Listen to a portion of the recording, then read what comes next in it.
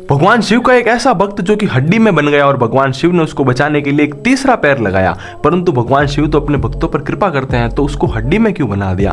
पर कहानी कुछ इस प्रकार है, वह भक्त केवल भगवान शिव की भक्ति करता था और वह भक्ति में इतना लीन था कि वह मानता ही नहीं था कि और भी कोई शक्ति है जिसकी वह पूजा करे, और वह केवल भगवान शिव को ही सब कुछ मानता था।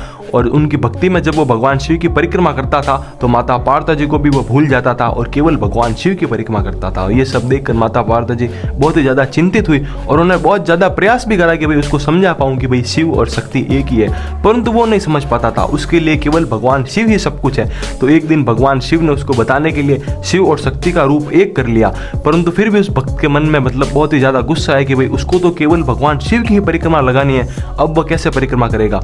तो उस भक्त ने एक भंवरे का रूप लिया, तो भंवरे से उसका नाम पड़ा गया भृंगी।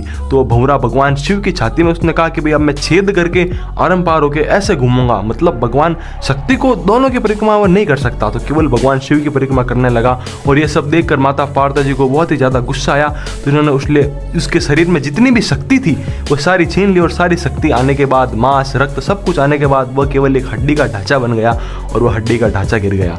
परंतु ये सब देखकर भगवान शिव बहुत ही ज़्यादा चिंतित हुए। उन्हें पता तो था, परंतु यह सत्य है कि भाई शक्ति बिन शिव आदे, शिव बिन जैसे शक्ति अधूरी। तो भगवान का भक्त केवल हड्डी का ढांचा जैसे पड़ा है, तो भगवान ने उसको एक तीसरा हड्डी का पैर लगाया ताकि वह खड़ा रह सके और उसको अपने शिव गणों में शामिल करा। ऐसा क्यों? ताकि सभी शिव गणों को पता चले कि शिव और शक्ति एक ही है और जो दोनों को मानता है वही सबको मानता है। तो आप भी अगर भगवान शिव की भक्ति करते हो तो शक्ति और शिव की दोनों करें, क्योंकि देखो हमारा जो शरीर है वह शिव है और उसके अंदर जो शक्ति है वो माता पार्वती जी जो उसको चला रही है। अगर शक्ति निकल गई तो वो शिव 100 में बदल जाएगा, मतलब हमारा शरीर शिव बिन आधा है, तो पूरी प्रकृति है जो माता पार्वती जी है और उसको चलाने वाले भगवान शिव है। तो शिव और शक्ति दोनों एक ही है। तो यह भगवान शिव और शक्ति की कहानी है। तो कैसी लगी कमेंट करके जरूर बताना। जय शंकर।